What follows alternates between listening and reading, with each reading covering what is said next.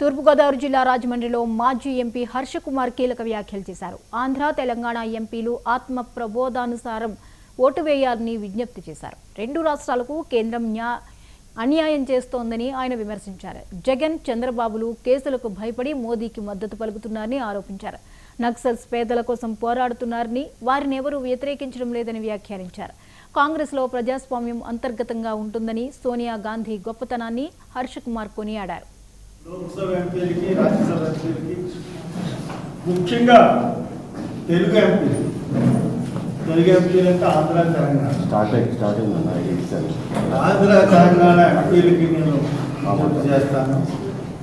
మీరు మీ ఆత్మ ప్రబోధాన్ని అనుసరించి ఓటేసి, ఎందువల్లంటే ఈ ప్రభుత్వంలో ఈ రెండు రాష్ట్రాల్లో ఏం జరిగిందన్నది ప్రజలందరికీ తెలుసు. ఇప్పటికీ ఆంధ్రాలో స్టీల్ ప్లాంట్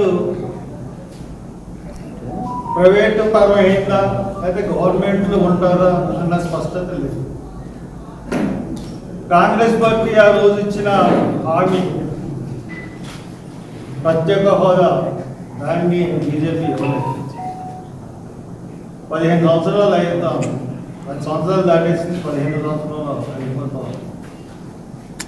వాళ్ళకు సంబంధించిన నిధులు కానీ ఏమి ఇవ్వట్లేదు. పైగా ఇప్పుడున్న పరిస్థితుల దృష్ట్యా ఒకవేళ ఓట్ల శాతం అనుసరించే మనం తగ్గిపోయే పరిస్థితులు కూడా ఉన్నాయి. పూర్తిగా నార్త్ యొక్క ఆధిపత్య ధోరణి అనేది కనబడతాం.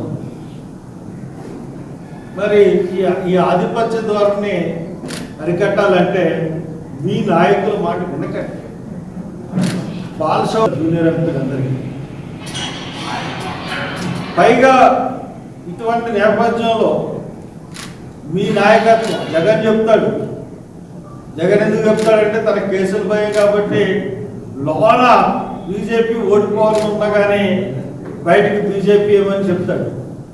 ఎవరితో అన్నా బీజేపీ ఏదని చెప్తే ఆ మాట బయటకు వెళ్ళిపోతుందన్న భయం అని లోక్సభ ఎంపీలకి, రాజ్యసభ ఎంపీలకి. బాలాపూర్